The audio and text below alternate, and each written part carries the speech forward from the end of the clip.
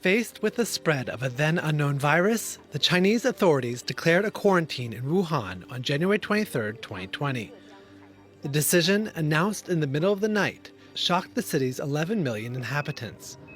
But a total lockdown would not begin until mid-morning, giving residents a few hours to flee the city.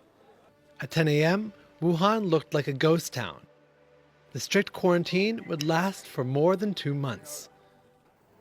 Earlier, on January 1st, the Wuhan live animal market had been closed on suspicion that it was the source of the epidemic.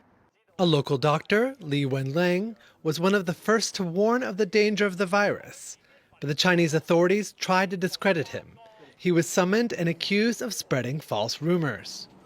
On February 6th, Li died of COVID, triggering a nationwide emotional outcry. He just tried to tell the truth, and then he was warned off by the public security official. Another whistleblower, blogger Zheng Zhan, traveled to Wuhan in February to document what she saw in hospitals and in the streets.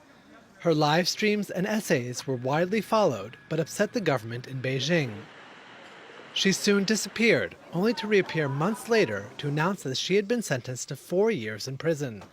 She was not released until May 2024.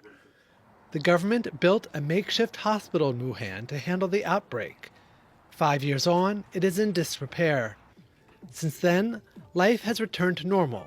In front of the camera, residents say they have turned the page. When they fully relaxed COVID restrictions, that was when I felt that everyone opened up and began to return to how they were before the pandemic. These memories are getting fuzzier and fuzzier, but they still impact us. Those few years were particularly tough, but a new life has started anyway. The WHO has attempted to identify the origin of COVID-19, but the Chinese government has impeded its efforts to investigate. To date, there is no certainty as to how or where it began, or even if the epicenter was indeed Wuhan.